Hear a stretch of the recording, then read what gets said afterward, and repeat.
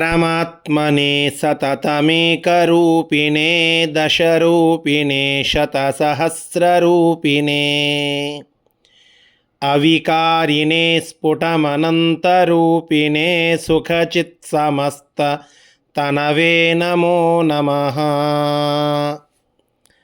तपोविद्याविरक्त्यादिसद्गुणौघाकरानहं वादिराजगुरुन् वन्दे हयग्रीवदयाश्रयान्। ಶ್ರೀಗುರುಭ್ಯೋ ನಮಃ. ಹರಿ ಓಂ. ದಶಾವತಾರ ಸ್ತುತಿಯ ಅರ್ಥಚಿಂತನವನ್ನು ಈ ಅಧಿಕ ಮಾಸದಲ್ಲಿ ನಾವು ಮಾಡುತ್ತಾ ನಿನ್ನೆಯ ದಿನ ನರಸಿಂಹದೇವರ ವರ್ಣನೆ ಇರುವಂತಹ 8ನೆಯ ಶ್ಲೋಕದ ಚಿಂತನೆಯನ್ನು ಮಾಡಿದ್ದೇವೆ. ಇದರ ನಂತರದ ಅವತಾರ ಭಗವದ್ರೂಪ ಅದು ವಾಮನಾವತಾರ ಅಂತ. ವಾಮನಾವತಾರ ಮತ್ತು ತ್ರಿವಿಕ್ರಮ ಅವತಾರ ಈ ಎರಡು ಅವತಾರಗಳ ಮಹಿಮೆಯನ್ನು 9 ಮತ್ತು 10 ಈ 2 ಶ್ಲೋಕದಲ್ಲಿ ತಿಳಿಸಿ ಹೇಳುತ್ತಾ ಇದ್ದಾರೆ ವಾದಿರಾಜ ಗುರು ಸಾರ್ವಭೌಮರು. ಶ್ಲೋಕ ಈ ರೀತಿಯಾಗಿ ಇದೆ. ಪಿಂಗಾಕ್ಷ ವಿಕ್ರಮ ತುರಂಗಾದಿ ಸೈನ್ಯ ಚತುರಂಗಾವಲಿಪ್ತ ಧನುಜಾ ಸಾಂಗಾಧ್ವರಸ್ತ ಬಲಿ ಸಾಂಗಾವ ಪಾತ ಋಷಿ ತಾಂಗಾ ಮರಾಲಿನುತತೆ ಶೃಂಗಾರ ಪಾದನಖ ತುಂಗಾಗ್ರ ಭಿನ್ನಕನ ಕಾಂಗಾಂಡ ಪಾತಿ ತಟಿನೀ ತುಂಗಾತಿ ಮಂಗಲ ತರಂಗಾಭಿಭೂತ ಭಜ ಕಾಂಗಾಘ ವಾಮನ ನಮಃ. ಧ್ಯಾನಾರ್ಹ ವಾಮನತ ನೋನಾಥ ಪಾಹಿ ಯಜಮಾನಾ ಸುರೇಶ ವಸುಧಾ ದಾನಾಯ ಯಾಚನಿಕಲೀನಾರ್ಥ ವಾಗ್ವಶಿತ ನಾನಾ ಸದಸ್ಯದನುಜ ಮೀನಾಂಕ ನಿರ್ಮಲ ನಿಶಾನಾಥ ಕೋಟಿಲ ಸಮಾನಾತ್ಮ ಮೌಂಜಿ ಗುಣಕೌ ಪೀನಾಚ್ಛ ಸೂತ್ರ ಪದಯಾನಾಥ ಪತ್ರಕರ ಕಾನಮ್ಯ ದಂಡವರಭೃತ. ಈ 2 ಶ್ಲೋಕಗಳು ಒಂದು ವಿಶೇಷವಾದ ಪ್ರಸಂಗ. ಅಲ್ಲಿ ವಾಮನರೂಪಿ ಭಗವಂತ ತೋರಿದ ಮಹಿಮೆಯನ್ನು ತಿಳಿಸ್ತಾ ಇರುವಂತಹದ್ದು. ಅದಿತಿಯ ಮಗನಾಗಿ ಭಗವಂತ ಅವತಾರ ಮಾಡುತ್ತಾನೆ ವಾಮನನಾಗಿ. ಅದಿತಿ ಕಶ್ಯಪರು ಮಾಡಿದ ಪರಮಶ್ರೇಷ್ಠವಾದ ಪಯೋವೃತ ಆ ತಪಸ್ಸು, ಅದಕ್ಕೆ ಫಲರೂಪವಾಗಿ ಸ್ವಯಂ ಭಗವಂತನೇ ಪುಟ್ಟ ಒಟು ರೂಪವನ್ನು ತಾಳಿ ಬರುವಂತಹದ್ದು ವಾಮನರೂಪಿ ಭಗವಂತ ಅಂತ. ವಾಮನರೂಪಿ ಭಗವಂತ ಒಟುವಾಗಿಯೇ ಬಂದಾಕ್ಷಣದಲ್ಲಿ ಅವನ ಉಪನಯನ ಮುಂಜಿವೆ ಇದಾಗಿದೆ. ಎಲ್ಲರಿಂದ ಒಟುವಿಗೆ ಯೋಗ್ಯವಾದ ಆಹೇರಿಗಳನ್ನು, ಬೇರೆ ಬೇರೆ ಪದಾರ್ಥಗಳನ್ನು, ಉದಾಹರಣೆಗೆ ಯಜ್ಞೋಪವೀತವನ್ನು, ಕೃಷ್ಣಾಜಿನವನ್ನು ಮತ್ತು ಛತ್ರಿಯನ್ನು, ದಂಡವನ್ನು, ಕಮಂಡಲನ್ನು, ಉಡಿದಾರವನ್ನು ಇವೆಲ್ಲವನ್ನು ಸ್ವೀಕಾರ ಮಾಡಿ ಎಲ್ಲರೂ ಹುಬ್ಬೇರಿಸುವಂತಹ ಸೌಂದರ್ಯವನ್ನು ಉಳ್ಳವನಾಗಿ ತನ್ನ ಮುಖ್ಯ ಕಾರ್ಯಕ್ಕೆ ಅಂತ ಹೊರಡುತ್ತಾನೆ. ಏನದು ಅಂತ ಕೇಳಿದರೆ, ಪ್ರಹ್ಲಾದರಾಜರ ಮಗ ವಿರೋಚನ, ಆ ವಿರೋಚನನ ಮಗ ಬಲಿ ಅಂತ ಹೇಳಿ, ಅವನು ಅಸುರರ ರಾಜ. ಆ ಅಸುರರ ರಾಜನಾದಂತಹ ಬಲಿ ಇಂದ್ರ ಪದವಿಯನ್ನು ಅಪೇಕ್ಷಿಸಿ ಎಲ್ಲವನ್ನ ಗೆದ್ದು ತಾನೇ ತಾನು ಅಜೇಯನಾಗಿ ಆ ಇಂದ್ರನ ಆಧಿಪತ್ಯವನ್ನು ಕೂಡ ತನ್ನ ವಶಕ್ಕೆ ತೆಗೆದುಕೊಂಡಿರುತ್ತಾನೆ. ದೇವತೆಗಳೆಲ್ಲ ತಾವು ಪದಭ್ರಷ್ಟರಾಗಿ ಬಿಟ್ಟಿರುತ್ತಾರೆ, ಆ ತಮ್ಮ ಪದವಿಯನ್ನು ಕಳೆದುಕೊಂಡು ಹೋಗಿರುತ್ತಾರೆ. ಹೀಗಿರುವಾಗ ತಾನು ಗೆದ್ದದ್ದೆಲ್ಲವನ್ನು ದಾನ ಮಾಡಲಿಕ್ಕೆ ಅಂತ ಹೇಳಿ ಒಂದು ದೊಡ್ಡದಾದ ಯಾಗವನ್ನು ಬಲಿಚಕ್ರವರ್ತಿ ಶುಕ್ರಾಚಾರ್ಯರ ನೇತೃತ್ವದಲ್ಲಿ ಮಾಡ್ತಾ ಇರ್ತಾನೆ. ಅಲ್ಲಿ ಯಾರು ಏನು ಕೇಳುತ್ತಾರೋ ಅವರೆಲ್ಲರಿಗೆ ಅದನ್ನು ದಾನವಾಗಿ ನೀಡುವಂತಹದ್ದೇ ಮುಖ್ಯವಾದ ವ್ರತ. ಯಜ್ಞಕ್ಕೆ ಬಂದು ಯಾವುದೇ ವ್ಯಕ್ತಿ ಏನೇ ಕೇಳಲಿ ಅದನ್ನು ದಾನವಾಗಿ ನೀಡಿಬಿಡೋದು. ಇಂತಹ ಒಂದು ದೊಡ್ಡದಾದ ಯಾಗವನ್ನು ಬಲಿಚಕ್ರವರ್ತಿ ಮಾಡುತ್ತಾ ಇರುವ ಸಂದರ್ಭದಲ್ಲಿ ಪುಟ್ಟ ಬಾಲಕನಾದ ವಾಮನರೂಪಿ ಭಗವಂತ ಅಲ್ಲಿಗೆ ಬಂದು 3 ಪಾದದ ಭೂಮಿಯನ್ನು ಕೇಳುತ್ತಾನೆ. ಬಲಿ ಅದಕ್ಕೆ ಒಪ್ಪಿಗೆಯನ್ನು ಸೂಚಿಸಿ ಸಂಪ್ರದದೆ ಅಂತ ನೀರನ್ನು ಬಿಟ್ಟು ಬಿಡುತ್ತಾನೆ. ಶುಕ್ರಾಚಾರ್ಯರು ಎಷ್ಟೇ ತಡೆದರೂ ಕೂಡ ಬಲಿ ನಾನು ದಾನ ಮಾಡೇ ಮಾಡುತ್ತೇನೆ, ಮಾಡದೇ ಹೋದರೆ ಈ ನನ್ನ ವ್ರತ ಭಂಗವಾಗ್ತದೆ ಅಂತ ಹೇಳಿ ದಾನ ಕೊಡಲಿಕ್ಕೆ ಒಪ್ತಾನೆ. ಆ ವಾಮನರೂಪಿ ಭಗವಂತ ಪುಟ್ಟ ರೂಪವನ್ನು ಇಟ್ಟುಕೊಂಡವನು 3 ಪಾದ ಕೊಡ್ತೇನೆ ಅಂತ ಬಲಿ ಹೇಳಿದ ಕೂಡಲೇ ಆ ವಾಮನರೂಪಿ ಭಗವಂತ ತ್ರಿವಿಕ್ರಮನಾಗಿ ಬೆಳೀತಾನೆ. ಆ 3 ಪಾದಗಳಿಂದ ಭೂಮಿಯನ್ನು ಇಡಿಯಾದ ಎಲ್ಲ ಲೋಕಗಳನ್ನು ಪಡಿಲಿಕ್ಕೆ ಅಂತ ಮುಂದಾಗುವಾಗ ತನ್ನ ಪಾದವನ್ನು ಮೇಲೆ ಏರಿಸ್ತಾನೆ. ಆಗ ಅಲ್ಲಿ ಆ ಬ್ರಹ್ಮಾಂಡದ ಕಟಾಹಕ್ಕೆ ಭಗವಂತನ ಪಾದದ ಉಗುರು ತಾಕ್ತದೆ. ತಾಕಿದಾಗ ಆ ಕಟಾಹ ಅದು ಸೀಳುತ್ತದೆ. ಸೀಳಿ ಅಲ್ಲಿ ಆದಂತಹ ಆ ಕ್ರ್ಯಾಕ್ ಏನಿದೆಯಲ್ಲ, ಆ ಸೀಳುವಿಕೆ, ಅಲ್ಲಿಂದ ಹೊರಗಡೆ ಇರುವಂತಹ ನೀರು ಅದು ಒಳಗಡೆ ಬರ್ತದೆ. ಆ ನೀರೇ ಅತ್ಯಂತ ಪವಿತ್ರವಾದ ಗಂಗಾ ನದಿ ಅಂತ ನಾವು ಕೇಳುತ್ತೇವೆ.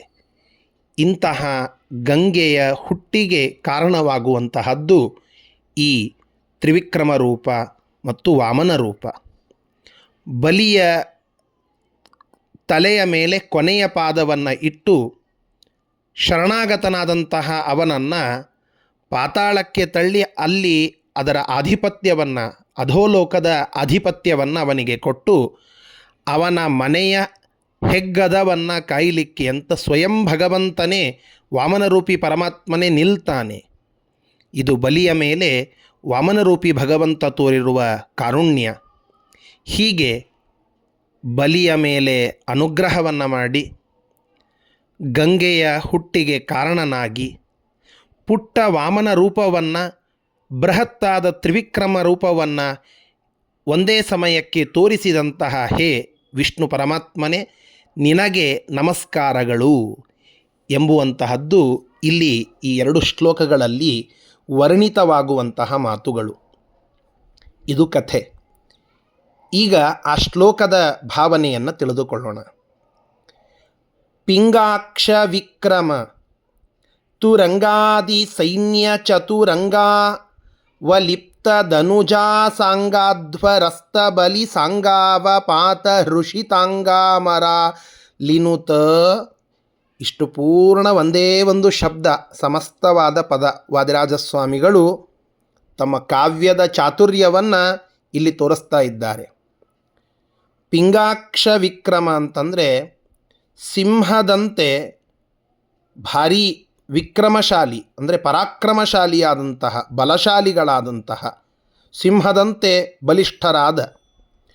ತುರಂಗಾದಿ ಸೈನ್ಯ ಚತುರಂಗ, ತುರಂಗ ಅಂತಂದರೆ ಕುದುರೆ, ಆನೆ, ಕುದುರೆ, ರಥ, ಪದಾತಿ, ಇವುಗಳಿಗೆ ಚತುರಂಗ ಸೈನ್ಯ ಅಂತ ಕರೀತೇವೆ.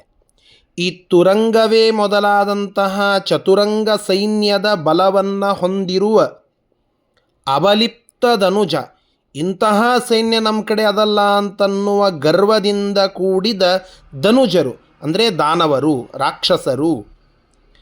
ಅವರ ಅಸಾಂಗಾಧ್ವರಸ್ತ, ಅಸಾಂಗಾಧ್ವರಸ್ತ, ಸಾಂಗವಾಗಿ ಆಗೋದು ಅಂದರೆ ಪೂರ್ಣವಾಗಿ ಕಂಪ್ಲೀಟ್ ಆಗೋದು.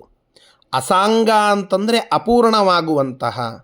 ಅಸಾಂಗಾಧ್ವರಸ್ತ ಆ ಕಂಪ್ಲೀಟ್ ಆಗದೇ ಇರುವ, ಅಂದರೆ ಮುಂದೆ ಕಂಪ್ಲೀಟ್ ಆಗುವುದಿಲ್ಲ ಅಂತನ್ನೋದು ಖಾತ್ರಿ ಇರುವಂತಹ ಆ ಬಲಿಚಕ್ರವರ್ತಿಯ ಯಜ್ಞ, ಆ ಅಸಾಂಗವಾದಂತಹ ಯಜ್ಞದಲ್ಲಿ ಅದರ ಅಧ್ವರ ಯಜಮಾನನಾಗಿ ಕುಳಿತುಕೊಂಡಿರುವಂತಹ ಬಲಿ ಎನ್ನುವಂತಹ ಪ್ರಹ್ಲಾದರಾಜರ ಮೊಮ್ಮಗ ಬಲೀಂದ್ರ ಬಲಿಚಕ್ರವರ್ತಿ ಅವನನ್ನು ಸಾಂಗಾವಪಾತ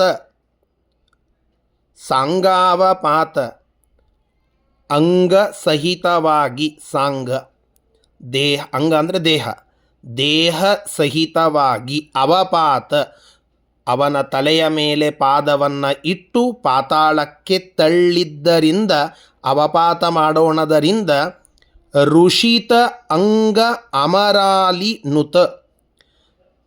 ಋಷಿತ ಅಂಗ ಅಂತಂದರೆ ದೇವತೆಗಳಿಗೆ ಈ ಬಲಿ ಪಾತಾಳಕ್ಕೆ ಹೋದ, ಅವನು ಸೋತ ಅಂತ ಕೇಳಿದಾಗ ತಮ್ಮ ಪದವಿ ಮತ್ತೆ ಬರ್ತದೆ, ದೇವತಾ ಶಕ್ತಿ ಮತ್ತೆ ಬರ್ತದೆ ಅಂತನ್ನುವ ದೃಷ್ಟಿಯಿಂದ ಅವರಿಗೆಲ್ಲ ಸಂತೋಷವಾಯಿತು. ಋಷಿತಾಂಗರಾದರವರು. ಇಂತಹ ಋಷಿತಾಂಗರಾದ ಅಮರ ಆಲಿ ಅಂದರೆ ಗುಂಪು, ಅಮರ ಅಂದರೆ ದೇವತೆಗಳ ಗುಂಪಿನಿಂದ ನುತ ಹೊಗಳಿಸಿಕೊಳ್ಳಲ್ಪಟ್ಟಂತಹ ಹೇ ವಾಮನನೇ. ಇಷ್ಟೆಲ್ಲ ಒಂದೇ. ಪಿಂಗಾಕ್ಷ ವಿಕ್ರಮತುರಂಗಾದಿ ಸೈನ್ಯ ಚತುರಂಗಾವಲಿಪ್ತದನುಜಾಸಂಗಾಧ್ವರಸ್ಥ ಬಲಿಸಂಗಾವಪಾತ ಋಷಿತಾಂಗ ಮರಾಲಿನುತ. ಇಂತಹ ಹೇ ವಾಮನರೂಪಿ ಭಗವಂತನೇ, ಮತ್ತೆಂತಹ ವಾಮನರೂಪಿ ಭಗವಂತ?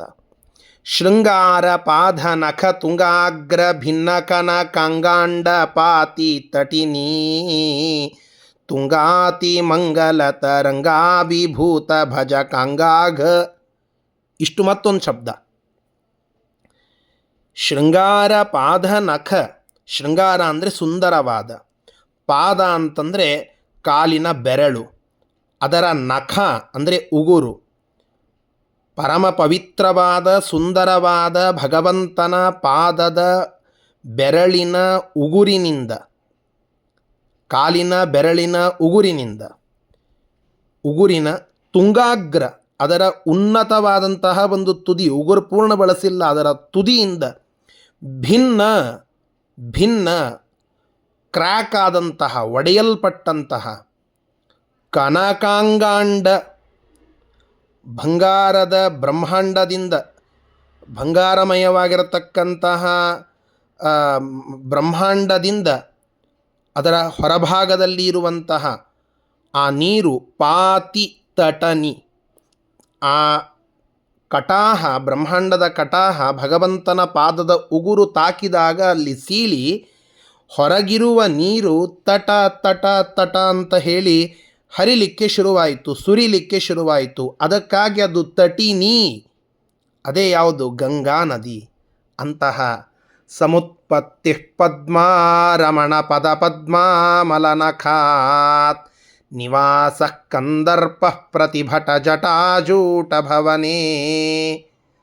ಕವಿ ವರ್ಣನ ಮಾಡುತ್ತಾನೆ ಗಂಗಾ ನದಿಯ ಮಹಾತ್ಮೆಯನ್ನು ಹೇಳುವಾಗ, ನಿನ್ನ ಜನುಮ ಪದುಮೇಶ ನಮಲ ಪದ ಪದುಮ ದುಗುರಿ ನಿಂದ ವಾಸ ಮದನ ಮದ ಮುಕ್ಕುಗಣ್ಣ ಮುಕ್ಕಣ್ಣ ಮುಡಿಯ ಬಂಧ ದಲಿತ ಗಲಿತ ವಿಸ್ಖಲಿತ ಪತಿತ ರುದ್ಧರಿಪ ವ್ಯಸನ ಬೇರೆ ಅಂದ ಬಳಿಕ ಉತ್ಕರ್ಷ ನಿನ್ನದೇ ಕಾಗಬೇಡೆ ನೀರೇ. ಬೆಟ್ಟ ತುಟ್ಟ ತುದಿಯಲ್ಲಿ ಹುಟ್ಟಿ ಹರಿಯುವವು ಎಷ್ಟೋ ಸುನದಿ, ಅಲ್ಲಿ ಶಿವನ ಶಿರ ದಟ್ಟ ಮುಟ್ಟಿ ಮೆರೆದಿರುವವೆಷ್ಟು ಜಗದಿ. ಹರಿಯ ಪಾದ ತಳ ತೊಳೆದು ತೀರ್ಥ ಪಾವಿತ್ರ್ಯ ಪಡೆದರಾರೋ, ಆರಿಗೆಂದು ಹೋಲಿಸಲಿ ನಿನ್ನ ಕವಿವಾಣಿ ಜಾಣೆ ತೋರು. ಗಂಗೆಯ ಮಹಿಮೆಯನ್ನು ಆ ಕವಿ ಹೇಳುವಾಗ ಹೇಳುತ್ತಾನೆ, ಇಡೀ ಜಗತ್ತಿನೊಳಗೆ ಎಷ್ಟೇ ನದಿಗಳಿದ್ದರೂ ನಿನಗೆ ಇಷ್ಟು ಮಹತ್ವ ಯಾಕೆ ಅಂದರೆ, ನಿನ್ನೊಳಗೆ ಎಲ್ಲಿಯೂ ಸಿಗದ ಒಂದು ಗುಣ ಇದೆ.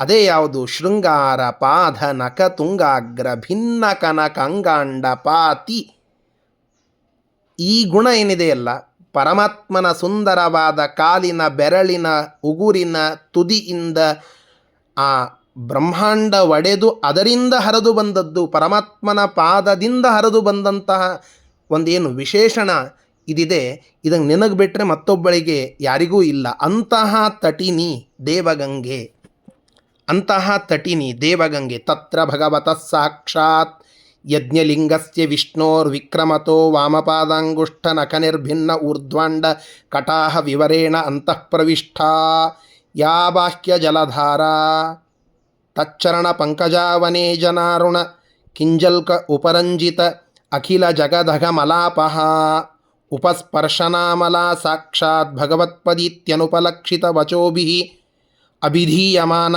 ಅತಿಮಹತಾ ಕಾಲೇನ ಯುಗಸಹಸ್ರೋಪಲಕ್ಷಣೇನ ದಿವೋ ಮೂರ್ಧನಿ ಅವತತಾರ ಯತ್ತದ್ವಿಷ್ಣುಪದಂ ಆಹುಹು.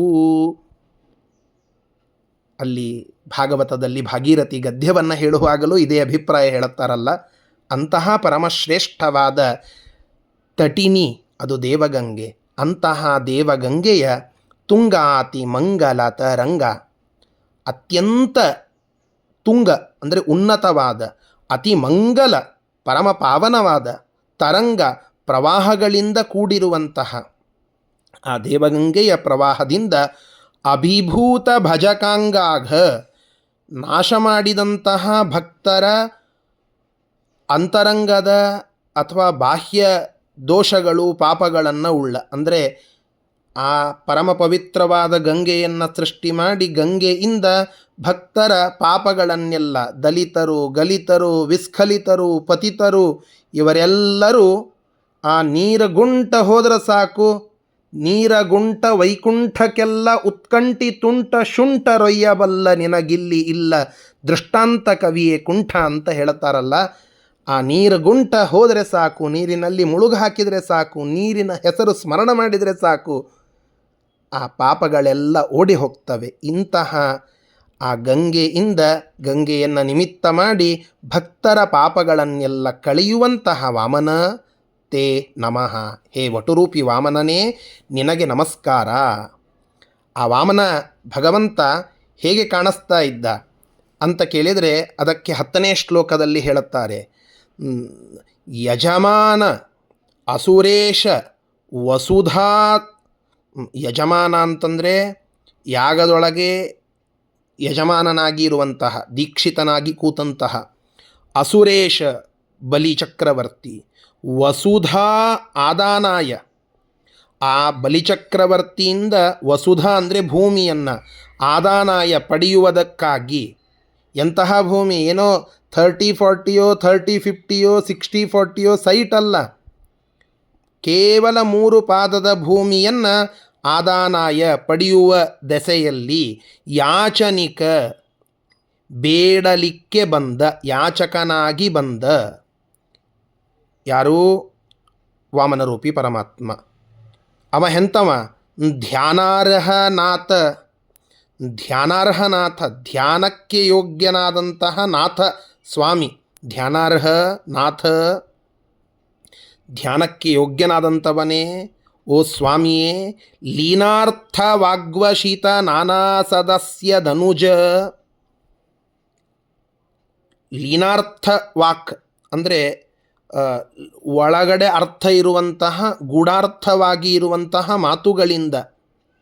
ವಶಿತ ನಾನಾ ಸದಸ್ಯ ಧನುಜ, ಅಲ್ಲಿರುವ ಬೇರೆ ಬೇರೆ ಅಸುರ ಋತ್ವಿಜರನ್ನೆಲ್ಲ ವಶೀಕರಣ ಮಾಡಿಕೊಂಡಿರುವ, ಅವರೆಲ್ಲರನ್ನ ವಶೀಕರಿಸಿಕೊಂಡಂತಹ ಹೇ ವಾಮನರೂಪಿ ಭಗವಂತನೇ. ಅಂದರೆ ಅಲ್ಲಿ ಆ ವಾಮನರೂಪಿ ಭಗವಂತ ಬಂದ ಕೂಡಲೇ ಯಾರ್ಯಾರಲ್ಲಿ ಕೂತಿದ್ರು ಅವರೆಲ್ಲ ಬಂದು ನಮಸ್ಕಾರ ಮಾಡಿಬಿಟ್ರಂತೆ. ಅಷ್ಟು ಅದ್ಭುತವಾದ ರೂಪ, ಅಷ್ಟು ಅದ್ಭುತವಾದ ಮಾತುಗಳು ಆ ವಟು ವಾಮನನದ್ದು. ಇವ ಹೆಂಗೆ ಕಾಣಿಸ್ತಾ ಇದ್ದ, ಮೀನಾಂಕ ನಿರ್ಮಲ ನಿಶಾನಾಥ ಕೋಟಿಲ ಸಮಾನಾತ್ಮ ಮೌಂಜಿ ಗುಣಕವು. ಮೀನಾಂಕ ನಿರ್ಮಲ, ನಿಶಾನಾಥ ಕೋಟಿ. ಮೀನಾಂಕ ಅಂದರೆ ಕಾಮ, ನಿಶಿನಾಥ ಅಂತಂದರೆ ಚಂದ್ರ. ಕೋಟಿ ಚಂದ್ರರನ್ನು, ಕೋಟಿ ಮನ್ಮಥರನ್ನು, ಇವರಿಬ್ಬರನ್ನು ಕೂಡಿಸಿ ಒಂದೇ ಕಡೆಗೆ ಕಟ್ಟಿ ಇಟ್ಟರೆ ಅಲ್ಲಿ ಏನು ಕಾಂತಿ ಸೌಂದರ್ಯ ಇದು ಬರ್ತದೋ ಇವೆಲ್ಲವೂ ನಿವಾಳಿಸಿ ಹೋಗಬೇಕು, ಇವೆಲ್ಲ ಪಕ್ಕಕ್ಕಿಡಬೇಕು. ಅಷ್ಟು ಅದ್ಭುತವಾದ ಲಸಮಾನಾತ್ಮ ಶೋಭಿಸುವಂತಹ ತನ್ನ ದೇಹವನ್ನು ಉಳ್ಳಂತಹ ಆ ವಾಮನರೂಪಿ ಭಗವಂತ ಮೌಂಜಿಗುಣ ಅಂದರೆ ಈ ಉಡಿದಾರ ಕೌಪೀನವನ್ನು ಯಜ್ಞೋಪವೀತ ಜನಿವಾರವನ್ನು ಪದಯಾನ ಆತಪತ್ರ ಕರಕ ಅನಮ್ಯ ದಂಡವರ ಈ ಪಾದುಕೆಗಳನ್ನು, ಕೊಡೆಯನ್ನು, ಕಮಂಡಲನ್ನು, ವಸ್ತ್ರಗಳನ್ನು ಮತ್ತು ಆನಮ್ಯ ದಂಡವರ ಸ್ವಲ್ಪ ಬಾಗಿ ಇರುವಂತಹ ದಂಡ ಇದನ್ನು ಭೃತ್ ಧಾರಣ ಮಾಡಿದ ವಾಮನತನೋ ಗಿಡ್ಡಹಾರವನಾಗಿ ಬಡ್ಡಿದಾನವ ಬೇಡಿ ಅಂತ ದಾಸರು ಹಾಡಿ ಹೇಳಿದ್ದಾರಲ್ಲ. ವಾಮನತನು ಅಂದರೆ ವಾಮನ ಅಂದರೆ ಪುಟ್ಟ ಅಂತ ಅರ್ಥ, ತನು ಅಂದರೆ ದೇಹ, ಪುಟ್ಟ ಆಕಾರದ ದೇಹವನ್ನು ಉಳ್ಳ ವಾಮನತನೋ ಪಾಹಿ, ನನ್ನನ್ನು ರಕ್ಷಿಸು, ಓ ವಾಮನ ಸ್ವಾಮಿಯೇ, ವಾಮನರೂಪಿ ಭಗವಂತನೇ ನಮ್ಮನ್ನು ರಕ್ಷಿಸು ಅಂತ ಪ್ರಾರ್ಥನೆ ಮಾಡ್ತಾ ಇದ್ದಾರೆ. ಇಂತಹ ಎಲ್ಲ ವಟುಗಳಲ್ಲಿ ಇರುವಂತಹ ಭಗವದ್ರೂಪ ಅದು ವಾಮನ ರೂಪ, ಗಂಗೆಯನ್ನು ತಂದಂತಹ ರೂಪ ಅದು ವಾಮನ ರೂಪ. ಆ ವಾಮನ ತ್ರಿವಿಕ್ರಮರ ರೂಪವನ್ನು ಇಲ್ಲಿ ವಾದಿರಾಜ ಸ್ವಾಮಿಗಳು ನಮಗೆ ತಿಳಿಸಿ ಹೇಳುತ್ತಾ ಇದ್ದಾರೆ. ಶ್ರೀಕೃಷ್ಣಾರ್ಪಣಮಸ್ತು. ಹರಯೇ ನಮಃ.